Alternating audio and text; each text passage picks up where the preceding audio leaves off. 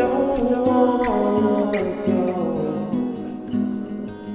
So much said, but nothing shows. Show me how to feel. Tell me why it's so surreal. I cannot stay. The things that I did, they won't go away. Now out on the road I came to. Now listen to me, go on and be what you're destined to be. She's going away, far away from.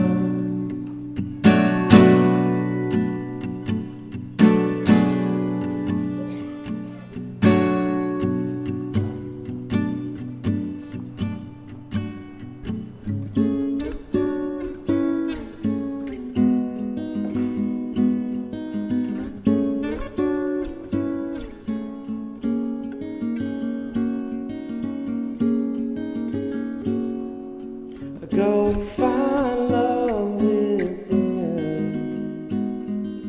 What was lost now made again.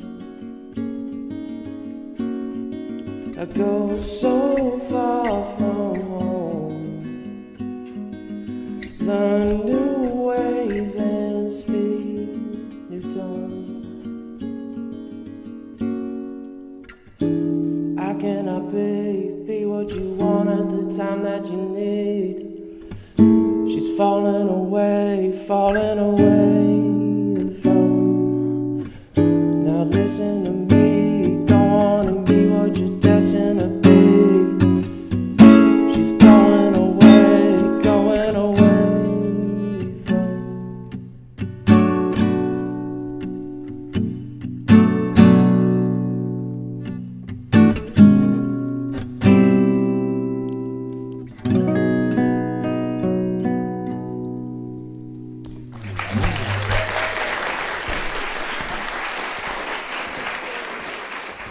So for those of you not familiar with this space, L'Alliance is the home for French language and Francophone culture here in New York City. Sort of think of it as a living cultural hub where creatives, students, working professionals, film lovers, and language learners all come together. So L'Alliance offers French classes for all levels as preschool, an exhibition space, performing arts, workshops, and 2 film screenings a week. And I highly recommend you mark April 24th on your calendar, because L'Alliance is hosting the Comic Arts Festival again this year. And this one event, which is actually on April 25th, Saturday, is called Drawing Gatsby. And it is a live illustrated concert where you watch Benjamin Lacombe, who's one of France's most celebrated illustrators, draw in real time on stage while musicians build their score around the image as they appear live. Doesn't that sound so cool? So we know where we're going on April 25th. So make sure to check out their full calendar of events. Their programming is really, really cool. L'Alliance, we love you so much. Thank you. Can we give L'Alliance a round of applause? Thank you. All right, are you sufficiently caffeinated? You're so cute. You're so timid today. What is happening? I mean, my partner told me that Mars is moving into Aries, but I don't believe that has anything to do with that. I want to thank our breakfast sponsor who makes it possible that we have breakfast. So if your Harvest is that sponsor, and if you're looking for a simple, beautiful way to track time, expenses, and invoices, check out getharvest.com. It's a fantastic tool for independent creatives and small businesses. So thank you, Harvest, for breakfast. All right, Abby, thank you for the applause. Where's Abby with the 30-second pitches? So 4 of you are going to get the mic for 30 seconds afterwards, and you were brave enough to put your name into the pitch wheel. So Abby, who is it? Okay, so if you hear your name, make your way down to the stage after Q&A. Loretta Halter, Kai S., Desmond Du, and Erie Greco.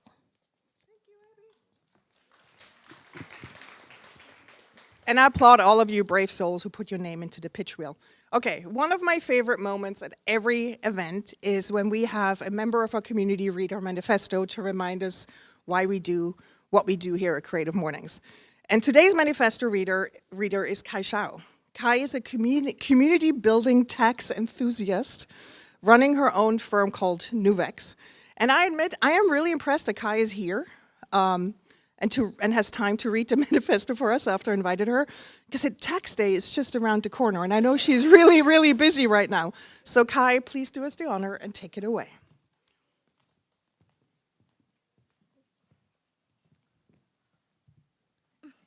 Good morning. Can I Hello, good morning, everyone. How's everyone doing?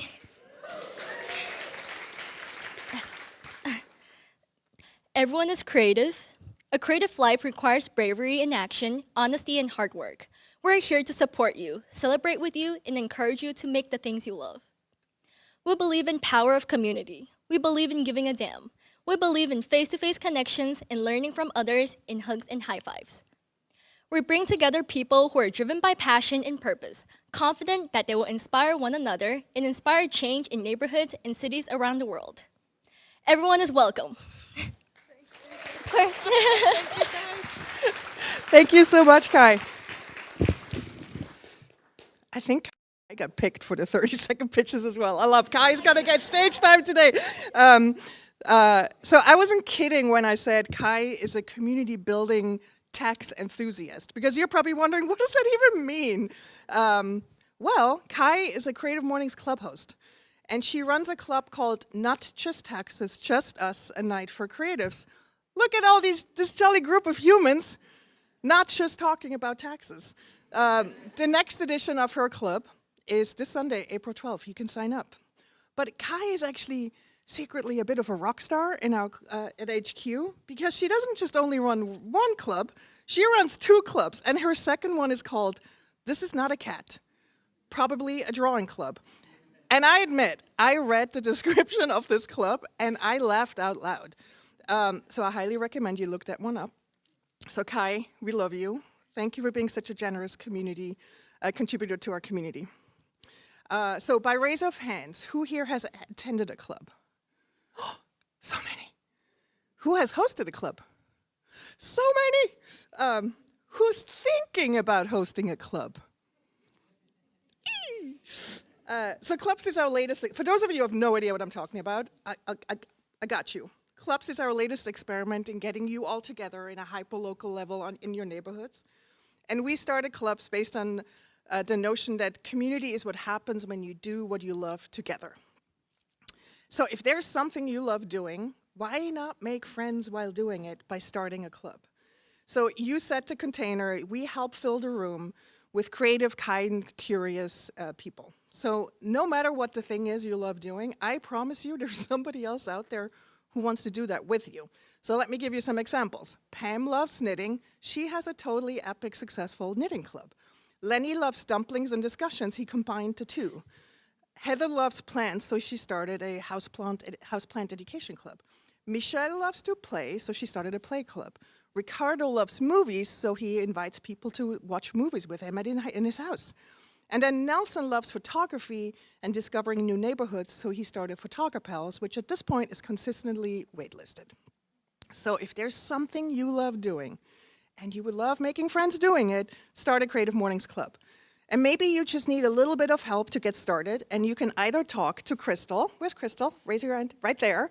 She helps us get clubs off the ground and make them grow all over the world. We're in 10 cities now. Or you can join us next Tuesday, because we are hosting our first ever Design a Club. So we'll workshop it with you. There's going to be some club hosts there that can speak from experience and tell you all kinds of tips and tricks. As you can tell, we are very excited about clubs. And there is one person that is single-handedly making the existence of clubs possible. And then that wonderful human is no other than Ruth Ann Harnish. Ruth Ann has a trajectory of Creative Mornings when in 2024 she became our first ever patron. And last December she doubled down with another large gift and helps us cover operational costs and the build out of the club's offering. If you haven't seen the beautiful conversation between her and Debbie Millman, which actually happened on this stage in December, I urge you to look it up, and you'll see what a remarkable human Ruth Ann is, how big her heart is, and we love her. Okay, let's play a game. It's called Stand Up If. It's my favorite thing. I feel very powerful when I play this with you. The rules are simple. I'm going to project a sentence on a screen. If it applies to you and if you're able to get up, please get up. Stand up if this is your first Creative Mornings. Welcome, welcome. Totally seriously, I will give you a hug if you come up to me afterwards. No joke. Stand up if you almost didn't come today and the snooze button almost won. I'm so proud of you, I'm so proud of you. Stand up if you met someone new this morning during coffee. Yes, this is why I do this. Yes. Stand up if you're visiting from another city. There's so many of you. Who thinks they're the furthest? Who thinks they win the competition of being the furthest away? What is it? Berlin? Philadelphia? San Francisco wins. Stand up if you have more ideas than time. Obviously. Stand up if deadlines actually work for you. I love a good deadline. You're my people. Stand up if you have abandoned passion projects but still think about it. People, I got the thing for you. So a lot of you were standing for the last two. I got you, because we are dedicating the month of May to the word create. And we are asking you, our entire global Creative Mornings community, what's a creative project you've always wanted to make time for? What's a creative project you've wanted to finish and bravely share with the world? And what if, hypothetically, we gave you a deadline to do so? Because that's what we're doing. And it's called Release Day. At its core, it's super simple. Release Day is a shared deadline for all of us to finally finish or start that creative project and put it out into the world. You know, the idea you've been sitting on, the project that's 80% done, the thing you keep saying, one day I'll get to it. This is your moment. We believe the world needs your passion project. And honestly, who doesn't want a reason to step away from that damn algorithm and world news and focus on making something? So throughout May, we'll host virtual sessions where you can share your progress, get unstuck, and we can celebrate each other. There's going to be an online space for everyone participating on Dark Forest operating system, Yancy Strickler's new project. And so instead of working alone, you'll be part of something bigger, a global community creating alongside you. And the community will be led by no other than Sam Furness, who's based in the UK. He's the creator of Creative Quests and the person who invented Release Day. I watched him run his first edition of Release Day last year with about 140 projects that got submitted. And I loved the idea so much, and I love Sam so much, he's one of the most creative people I've ever met, that I asked him and Adobe to help us bring it to the entire Creative Mornings community. So during the month of May, we all work on our personal projects. Everyone builds towards a shared moment of May 29th. And that's Release Day, when we all hit publish together and share our work. I already pledged on our site. If you go to creativemornings.com/release day, you can pledge and say, like, I'm committing to participate. So I'm going to go back and reconnect with Art School Tina, and I'm going to lean into my analog side and draw and paint every day again, no matter how little, but I will do it for the entire month of May. My partner Tim said he's going to write a song.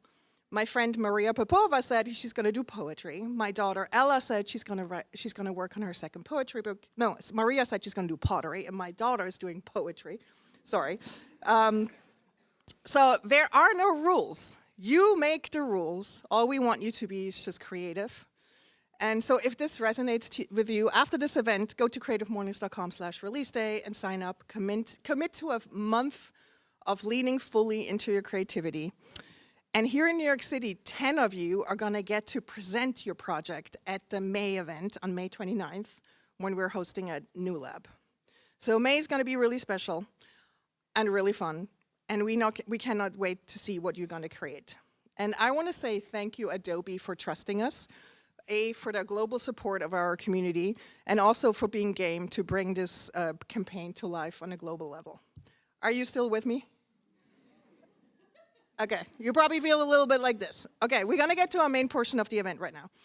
I am so excited to introduce Hali Lee, who I met during Lenny's dumpling making club, and turns out to be my neighbor. Like, we drove here together. I picked her up in my car. It was so cute. I've never done it. I've never picked up a speaker. Huh? Well, I have my car full of stuff. Where did you park? In the parking garage around the corner. So for more than 2 decades, Hali has been reimagining what generosity can look like, bringing people together to pool their resources, care, and power to create meaningful change. She's the founder of the Asian Women Giving Circle, co-founder of the Donors of Color Network, and helped launch Philanthropy Together, helping shape the growing movement of collective giving. What I personally love about Hali's work is that it feels both deeply practical and deeply human. She invites us to see generosity not as something distant or transactional, but it's something that we build together. Please join me in welcoming Hali Lee.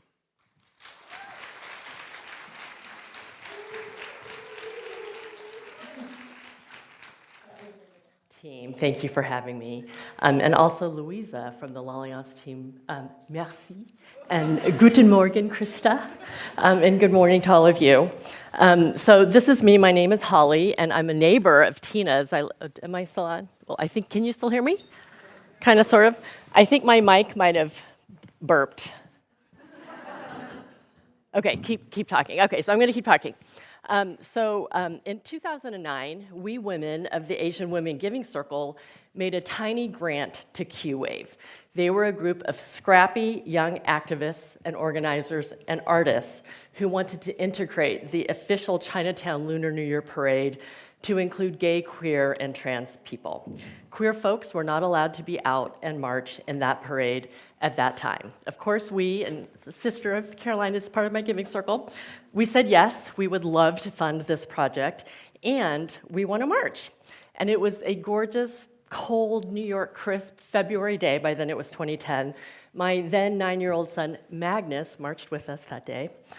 It was a total blast. That night, when we were making dinner, my husband and I heard Q-Wave organizers interviewed on WNYC. There was a story about them in Time Out New York, and I believe they were covered in the New York Times as well. And why were these major press outlets covering this story? It's because these kids made history. These scrappy artist activists had made history, and we, a group of scrappy, non-billionaire donors, that's a theme that you're gonna hear a few times, got to stand alongside them to make history with them. We were their only donors who weren't actually blood relatives, and guess how much our grant was? It was $4,000, and our money paid for beer, Oreos, and art supplies. So these kids could meet and create a spectacle, a rainbow-colored spectacle of dragon puppets and rainbow flags. Q-Wave beat the Irish in integrating their parade for all. And I love this story so much because it shows what a group of scrappy activists can do with not a lot of money, but a lot of heart, and it shows that a group of donors can stand alongside them, side by side, to make history with them. Since then, the Asian Women Giving Circle has gone on to fund over 80 awesome projects in the city that we love, all led by Asian American artist activists who are women, girls, and gender-expansive people. And our grantee partners have told us that getting a grant from us, because philanthropy and social change tends to still be very, very white, that they love getting a grant from us because it feels like having a group of aunties cheering on the sideline. And if I die tomorrow, family, I want that written on my urn or my tombstone or whatever the thing might be. Belonging or not is a recurring theme in the experiment that is America. The debate over who belongs in this country is very much alive today. And yet the beautiful hard truth is that belonging is an ideal that we can create only if we do it together. So that's my book. It turned 1 last month. And I wrote, thank you. It's my first one, and I actually really liked writing it. So, we can talk about that another time. I wrote this book in response to lots of things, but there's 2 pieces of context that I want to share with you today because they're pieces of context that I think Creative Mornings and probably everyone in this room is operating within. Too many Americans are dying deaths of loneliness and despair. Dr. Vivek Murthy wrote a beautiful letter in People magazine as he was leaving his post as Surgeon General of the United States with the last administration. And he wrote that loneliness in America is as deadly as smoking 15 cigarettes a day. It's as deadly as drinking 6 glasses of wine a day. Nicholas Kristof, who wrote a series, including this piece in the Times, about the kids that he used to ride the school bus with in rural Oregon. And I think we're kind of around the same age. We're too young to die, but a quarter of the kids that he rode that school bus with are dead, and they've died deaths of loneliness and despair, meaning from suicide, mental illness, drug addiction, and associated ills. Mayors around the world are recognizing the socioeconomic costs of loneliness. Lonely citizens do not participate, are not civically engaged. They usually don't vote, and they often don't even work. One clever mayor in the UK set up a swap station at a local elderly community center, realizing that elderly people are one of the segments of any population that can tend to be lonely, so that if people needed to swap stuff for their home, they would go meet there to do it. So if Tina Roth-Eisenberg needed a new vacuum cleaner and I needed a new Vitamix because my son Alden stole mine, which he did, where'd he go? Then we might meet, oh, there he is, that we might meet at the elderly community center and make our barter, but we would also be encouraged to sit down and have a cup of tea and some cookies with some of the elderly people who are there receiving services. The antidote to loneliness is belonging. It's one of those epidemics that does not need to cost $1 billion to solve, and that each and every one of us in this room can do something towards solving. The second piece of context, I have another slide for you, but it's really gross, so I'll minimize the time that you have to look at it. The second piece of context in the United States is the yawning wealth gap and wealth divide in our country. My sector of philanthropy and social change was born during the first Gilded Age in America, where great fortunes were made by people like Ford and Carnegie and Rockefeller and JP Morgan. Many of today's foundations bear the names of these long dead progenitors. All right, so here's the yucky picture. I won't keep it up for too long, but this is the dais on the stage on the day that Trump was elected for the second time. On the stage behind Donald Trump sat 3 men, lots of men, including these 3 men, Zuckerberg, Musk, and Bezos. These 3 men own and control as much wealth as 50% of Americans. These 3 men own and control as much wealth as 170 million of the rest of us.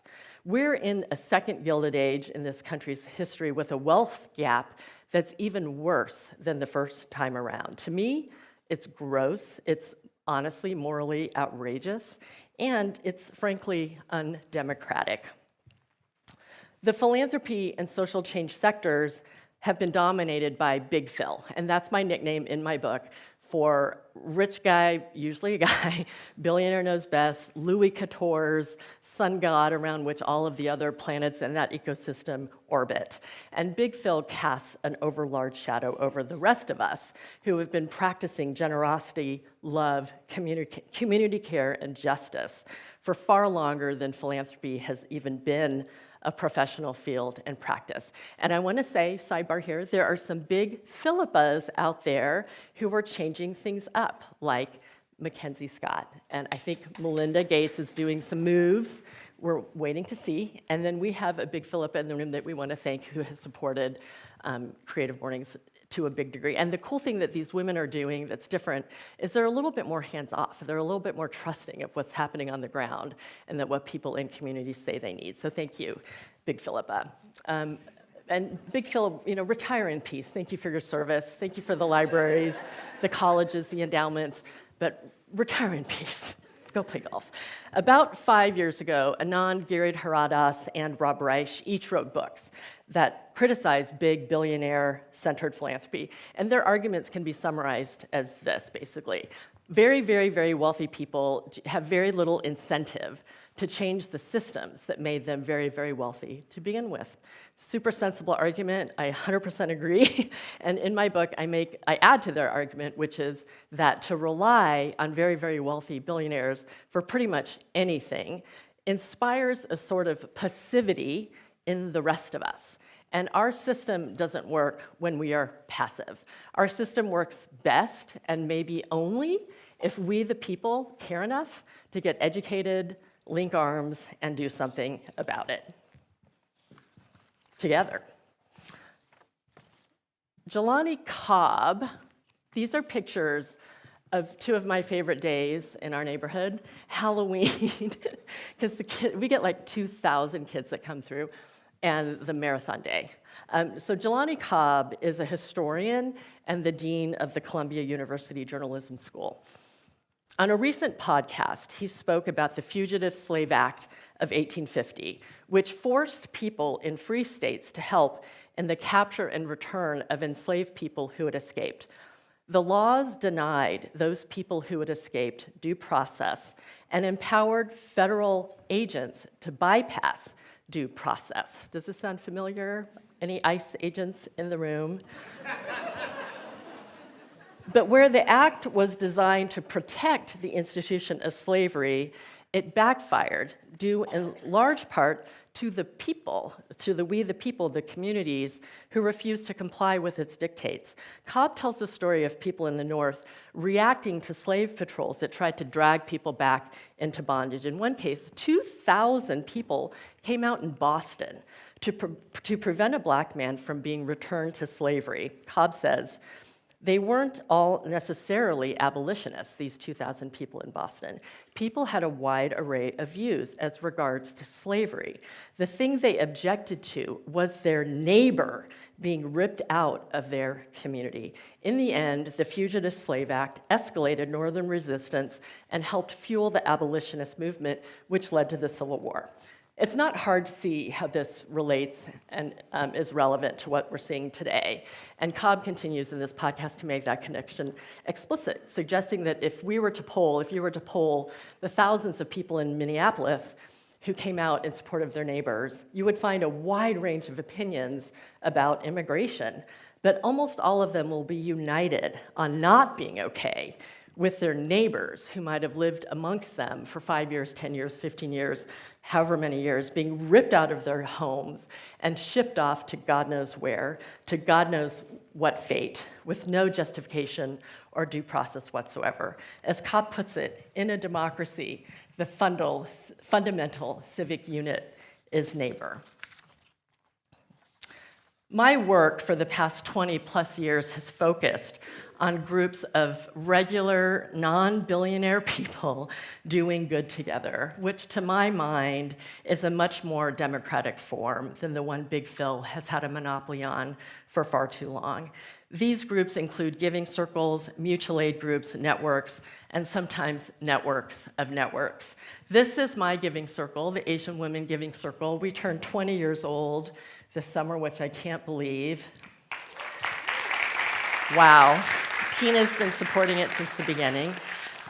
We've been fangirling and funding arts, culture, and narrative change for 20 years because we believe arts, culture, and narrative change, what you guys are doing, make the way, and maybe it's more right to say imagine the way for social and political change. We've raised and given away $1.5 million to over 80 amazing artist activists in New York City, and we're all volunteer, kind of like this community.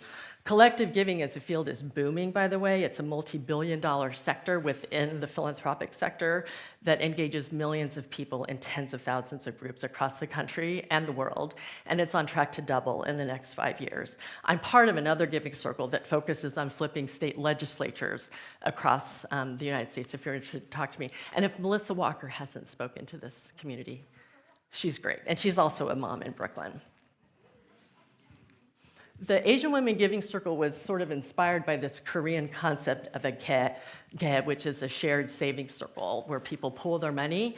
And I've been parts of lots of frivolous ges with my girlfriends where, you know, I bought a stupid expensive set of dishes when it was my turn one month, and my friend Shinhee bought herself jewelry.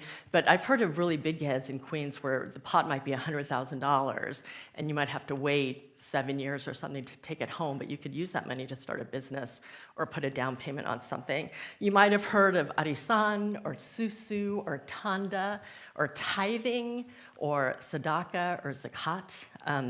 We have been practicing generosity and community care and community love and justice for far, far longer than Big Phil has been lording it over us, honestly. If Big Phil holds forth at a polished oak rectangular boardroom table, gavel in one hand, and Robert's Rules of Order in the other, then giving circles, mutual aid groups, and community brigades meet around kitchen tables or in swishy armchairs in a living room, or perhaps at a booth at the local diner.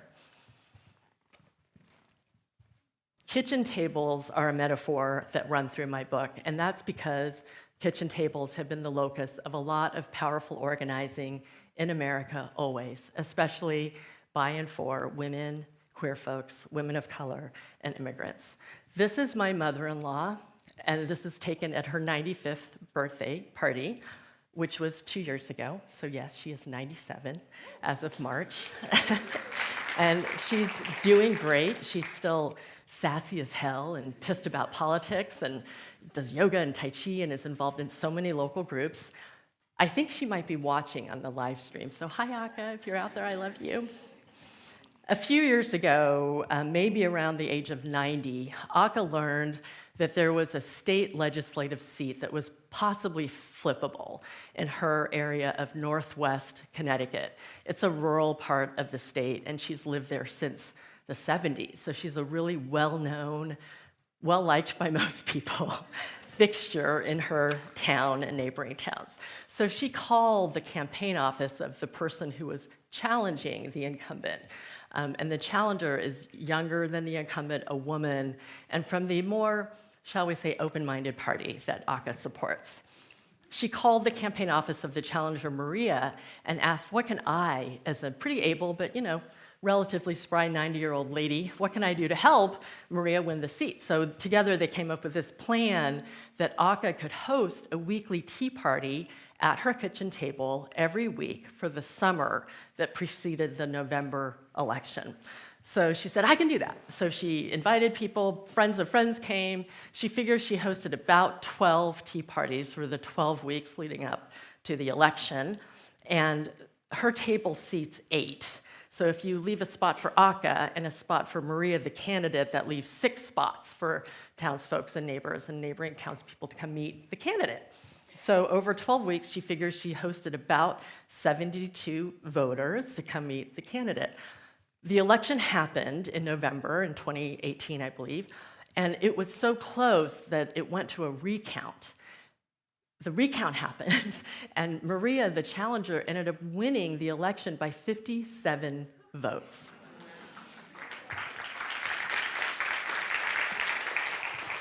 It's a great story. Aka and the campaign manager and the candidate, and we had dinner with the campaign manager not a couple years ago, they really say that Aka's tea parties made a material difference in flipping that state seat, and the challenger, Maria, has gone on to hold that seat for 2 more cycles.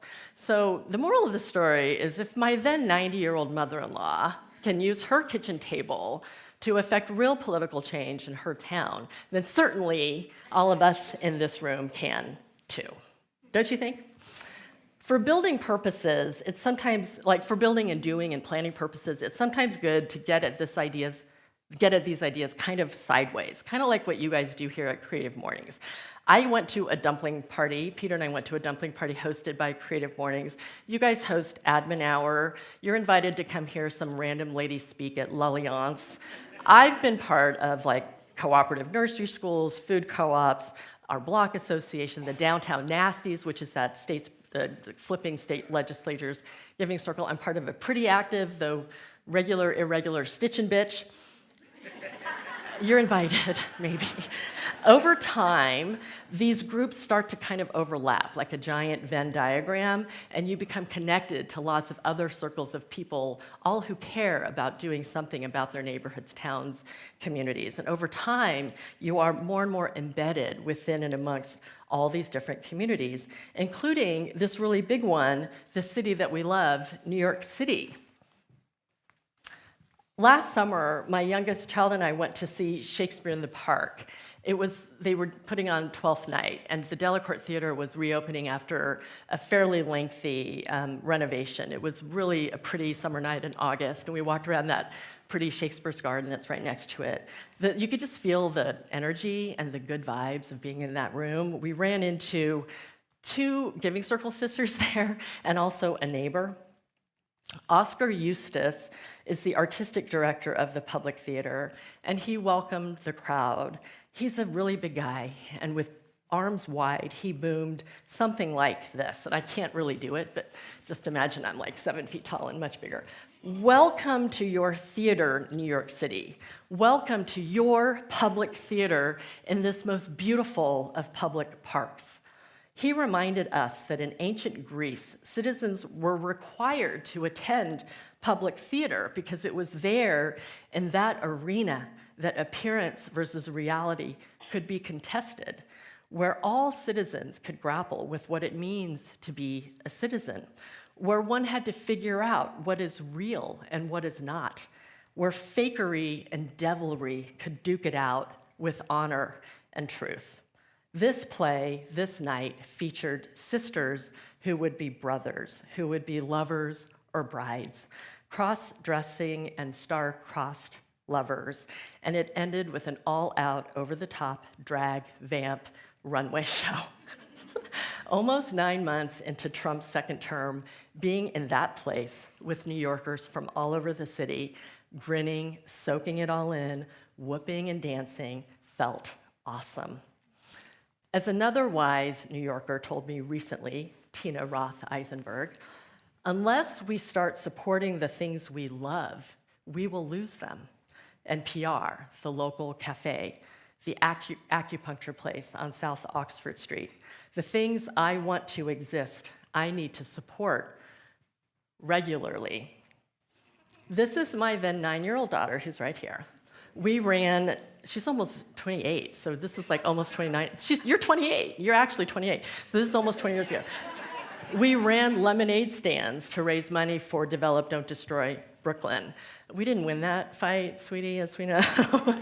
But still, that's the energy and that's the vibe. And Tina asked me, what are some collective giving, collective action takeaways that might apply to building community, building civic engagement generally, that might apply to a generosity-based community like this one? And that's actually kind of what my next book is about. And the working title of this book is 5 Things You Can Do Right Now to Be a Better Citizen Today. Thing 1 is invite 5 neighbors over for dinner, because relationships are infrastructure. As we've seen in Minneapolis recently, and like Jelani Cobb teaches us, the loose ties of neighbor can become lifelines when we're under attack. Thing number 2 is join something. And look at this room, you guys are already doing this one. In my book, the entreaty is join something, join anything. It really doesn't matter what it is. If you're someone who loves animals, volunteer at the pet shelter. If you love books, volunteer to read to kids or organize a library in a jail. Invite me back in a few months to share things 3, 4, and 5. I'm working on it. They're good. Remember Aga's kitchen table and how she flipped a state legislative seat. Remember Oscar Eustace and Shakespeare, how on the stage with the arts we can find meaning and discern fake news from real. Remember a $4,000 grant that changed history for gay, queer, and trans folks in New York City's Chinatown and beyond. Never underestimate what a small group of neighbors and civically minded people can do if we do it together. Thank you.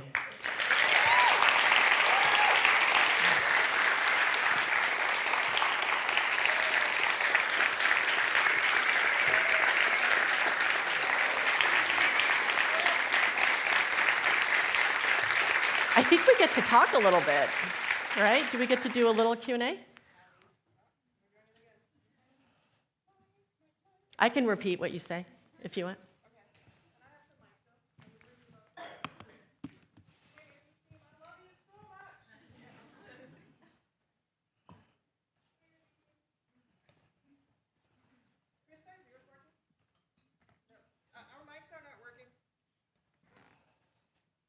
Someone shout and I'll repeat the question. No? Okay.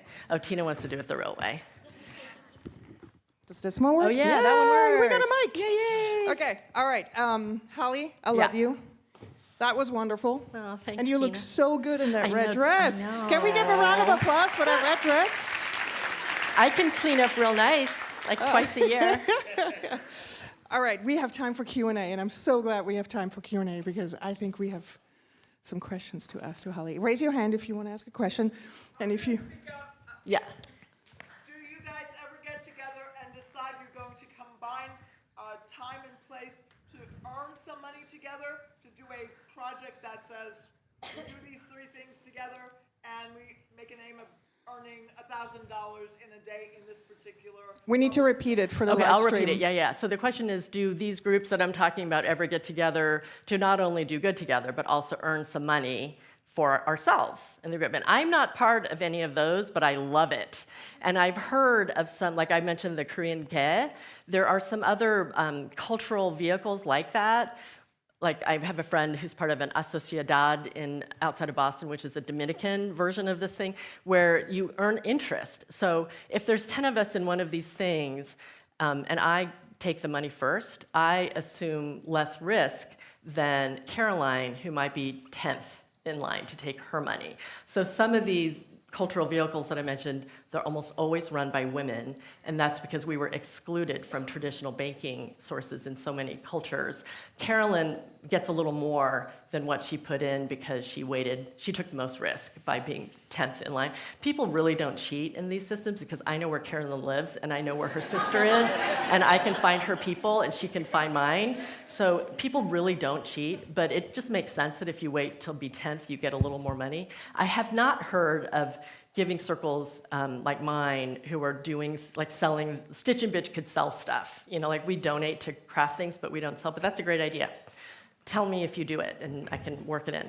Hali, can you break it down for us, how it works? Because anyone else, I don't understand how a giving circle works. Can you just break it down really quickly? You come together, you drink. Drinking and eating is really always an important ingredient. And they're all different. Like there's different levels of formality. The most informal, let's say there's 10 neighbors and we get together at your house and we decide that we're gonna put $100 a month into this giving circle.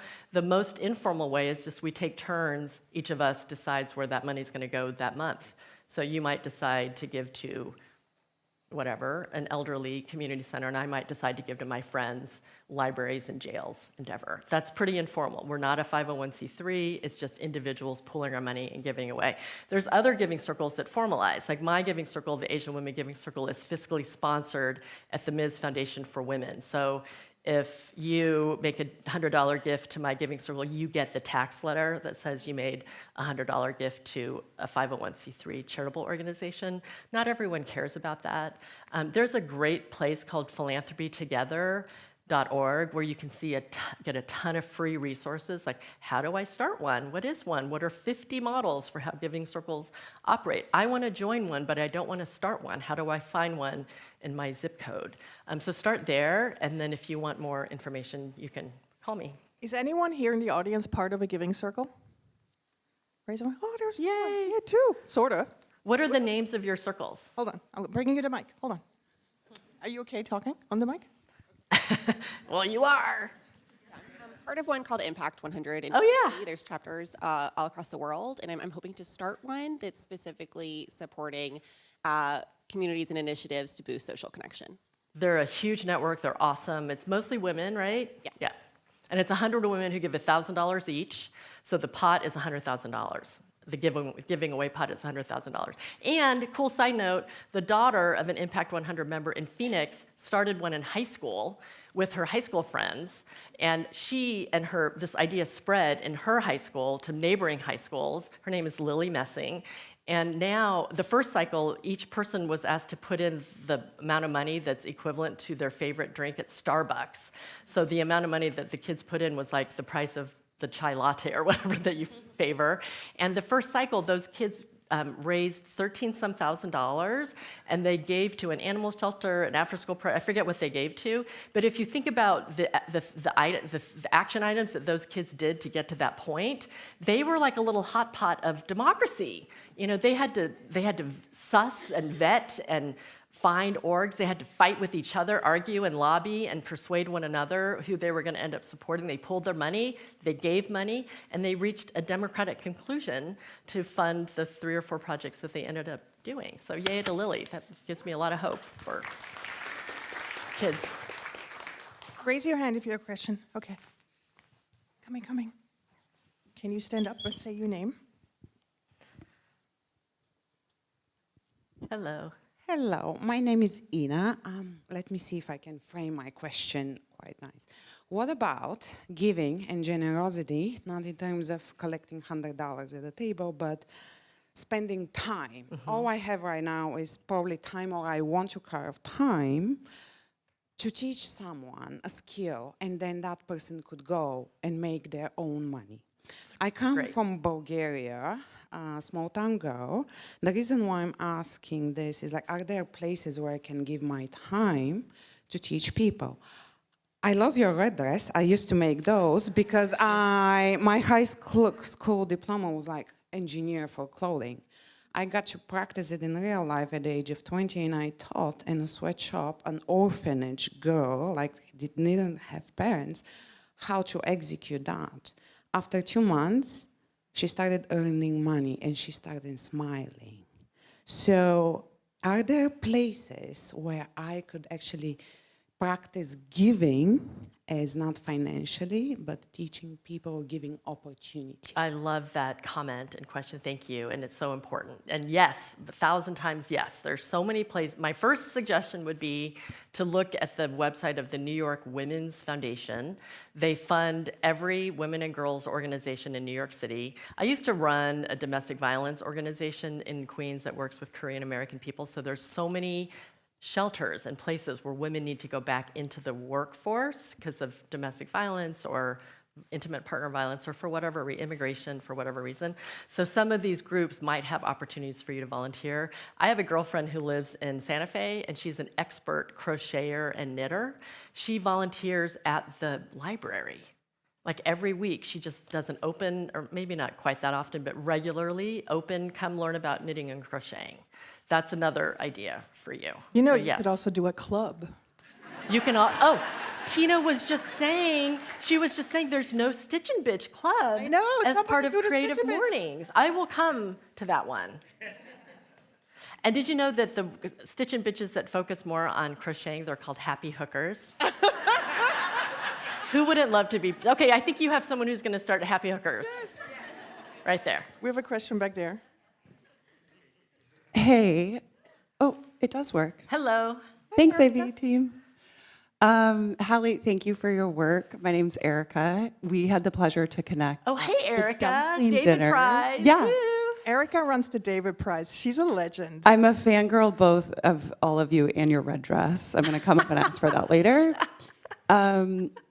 I spent a lot of time thinking about New York and how the city gets to dream together. If you had $100 million, how would you spend it to build this kind of loose web that you describe that's so important for neighbors as a unit of change? Oh my God, that would be the funnest. This is like if you win the lottery question. I love this. We play this a lot in my family. I think I would want to incorporate, I would want Big Phil to come match it because I think Big Phil has a lot to learn. Big Phil has a lot of money because of the wealth gap. And I want them to learn that they don't have to be so rich and lonely. There are so many things that they can do to not be on their mountaintop rich and lonely. They have a lot of money, so I would first try to quintuple that amount by getting Big Phil to match. And I would immediately fund artists, activists around the city, because that's what drives the city. And I would immediately match and see the growing of giving circles and creative mornings and all the different volunteer clubs and activities that are building civic engagement. And I think this is a little bit old school, but I think I would put some money into civic education. You know, like, I'm sorry to pick on my 9-year-old niece a little bit, but I don't think she knows about the separation of church and state. You know, I don't think she's learning about the 3 branches of government and checks and balances. You know, I just don't think, I mean, Thea's like an expert in so many things, but I don't think she knows the beginnings of our democratic form of government. And I'm not even sure my 25-year-old son knows these things either. You know, like, who is our elected? So I think I would plow some money into 101 civic engagement. This is our government. These are other governments. This is the one we're trying, you know, that kind of thing.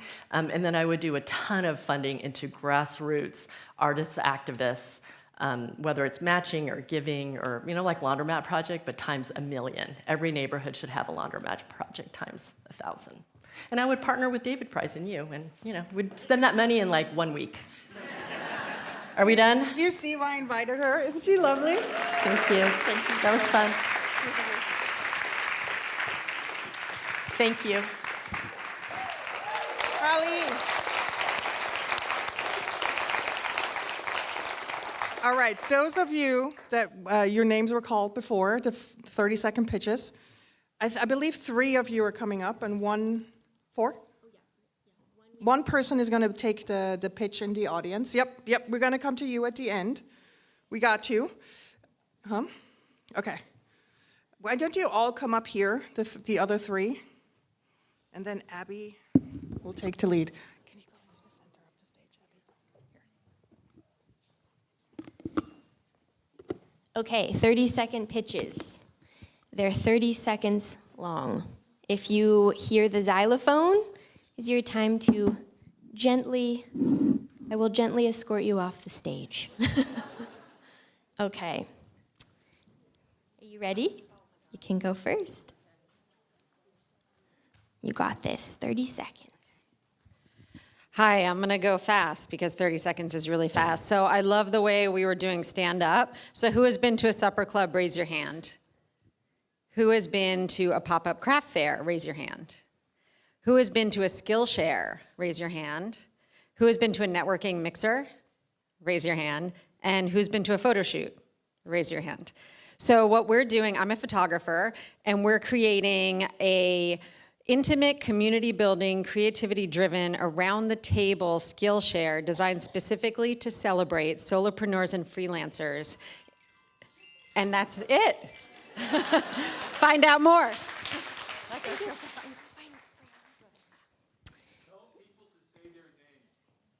Sounds good. Say your name. And also, all of their follow-up information will be in our follow-up newsletter, by the way.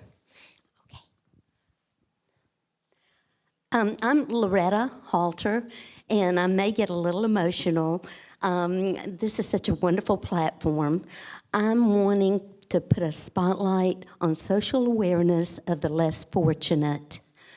I'm part of supportive, affordable housing in New York City. The federal government has minimized some of their appropriations, so the state and the city of New York are stepping up, trying to do their best to get a gap in some of the funding that's available. I'm part of Project Find. They have a few buildings here in New York, and the cost of living isn't incorporated in their funding.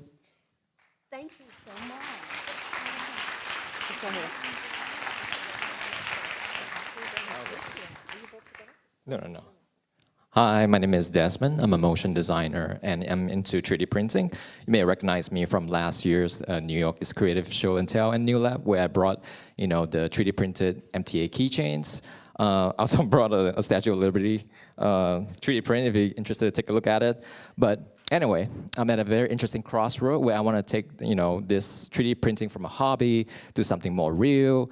So whether that's a side business, commission or collaboration or ideas, I do mostly keychains, for communities, but I want to go a little bit bigger. So even ideas, connections, or or you've done this before, you know about pricing and finding a right audience, yeah, I'd love to talk to you afterwards. Over there.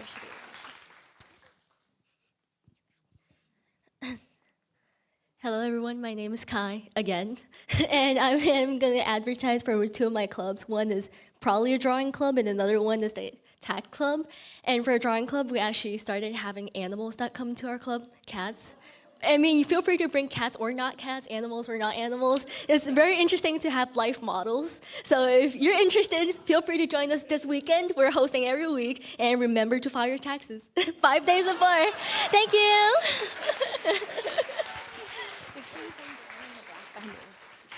All right, and we have one special bonus 30-second pitch. Hello, I'm Uta Braithwaite Bartholomew. I ordinarily live in Center City, Philadelphia, go to Creative Mornings there. I'm a creative vocational coach who studied with Richard Bowles, who wrote What Color's Your Parachute, and Barbara Scher. I do vocational liberation workshop samplers, including one tomorrow afternoon at 12:45 and another one at 7:15. And I have a QR code if you'd like to join me for that. I can talk to you in the back over in the top left later on. And I help people of every educational background find living wage work, and I also do a unit on how to be a non-starving artist. So thank you very much for letting me share. We'll get your information. I need a mic. It's like the theme of the morning. Thank you all, 30-second pitchers. And if we didn't hear the full pitch, you will see the full pitch in the email coming out later today. And I want to, as always, thank our events team. Without our incredible volunteers, these events would not happen or not happen this smoothly. So thank you, Abby, Alicia, Angelica, Annika, Anushka, Brian, Brianna, Crystal, Finn, Kate, Kevin, Kristen, Krista, Kristen, Meredith, Ariana, and Whitney. Thank you so much for clapping all the way. That's so nice. And then this legend of a human, Connie, thank you for filming today's event. She's been filming for 8 years, I believe. Nelson has not missed a month for over 2 years. And then these wonderful people in the background, Matthew and Rosario, thank you for the live stream. And I want to apologize to the people on the live stream. There was some weird sound delay. As my partner said, Mars moved into Aries. I'm going to blame that on that. And next month, we're going to be at New Lab again. It's such a cool space. I highly recommend you join us. It's in the Navy Yard. It's very, very special. And as always, I want to leave you with a quote. And today's quote feels especially timely because it comes from this week's NASA Artemis 2 mission, where remarkable humans have been orbiting the moon. And it feels like a beautiful reminder of what Hali has been speaking about, the power of seeing ourselves as a part of a larger we and taking a moment to zoom out. And this quote by Victor Glover, one of the Artemis 2 astronauts, really made me tear up this week. As we get close to the nearest points to the moon and the farthest point from Earth, as we continue to unlock the mysteries of the cosmos, I would like to remind you of one of the most important mysteries there on Earth, and that's love. To all of you down there on Earth and around Earth, we love you from the moon. Wasn't that so good? I know. And I mean, come on, can we talk about this crew? Like, my heart needed those people circling the moon. And I really, really pray for them that they may re-enter safely into Earth's atmosphere tonight around 8 o'clock, I think, here at New York time. So thank you for being here. Thank you, L'Alliance. And if you want to start a club, either join us on Tuesday or, where's Crystal? That is Crystal. She's going to go up to the name tag table upstairs. You can talk to her. We get you over the finish line. We want you to create your own little micro community here in New York City. Thank you for being here and be part of Release Day. Thank you so much.